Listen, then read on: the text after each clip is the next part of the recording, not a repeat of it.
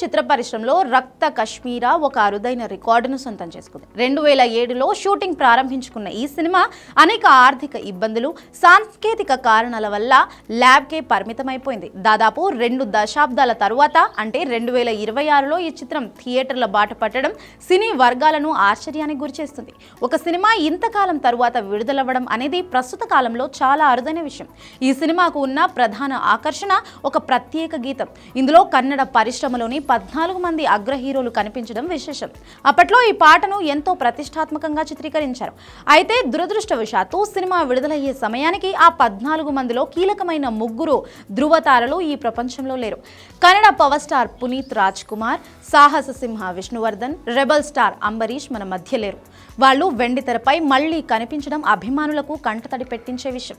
ఈ చిత్రంలో నటించిన మరికొంతమంది నటీనటుల పరిస్థితి కూడా ఇప్పుడు పూర్తిగా మారిపోయింది. అప్పట్లో స్టార్ హీరోగా వెలిగిపోయిన దర్శన్ ప్రస్తుతం తన అభిమానిని చంపిన కేసులో ప్రధాన ముద్దాయిగా జైలు జీవితం గడుపుతున్నారు. అలాగే ఒకప్పుడు కన్నడ గ్లామర్ క్వీన్ గా గుర్తింపు తెచ్చుకున్న నటి రమ్య ప్రస్తుతం చిత్ర పరిశ్రమకు పూర్తిగా దూరమై రాజకీయాల్లో, ఇతర వ్యాపారాల్లో బిజీగా ఉంది. కాలం ఎంత వేగంగా మారుతుందో చెప్పడానికి ఈ సినిమా కాస్టింగ్ ఒక సజీవ సాక్ష్యంగా నిలుస్తుంది. ఈ సినిమా గురించి వినిపిస్తున్న మరో విచిత్రమైన టాక్ ఏంటంటే చిత్ర కథానాయకుడు రియల్ స్టార్ ఉపేంద్రకే ఈ సినిమా విడుదలవుతున్న విషయం తెలియదంట. 2007లో మొదలైన సినిమా కావడంతో దీని గురించి ఆయన కూడా పెద్దగా అంచనాలు పెట్టుకోలేదని తెలుస్తుంది. నిర్మాతలు ఏవైనా పాత ఒప్పందాల మేరకు లేదా సినిమాను ఎలాగైనా వెలుగులోకి తేవాలనే ఉద్దేశంతో ప్రచారం లేకుండానే విడుదలకు సిద్ధం చేయడం ఇప్పుడు చర్చనీయాంశంగా మారింది.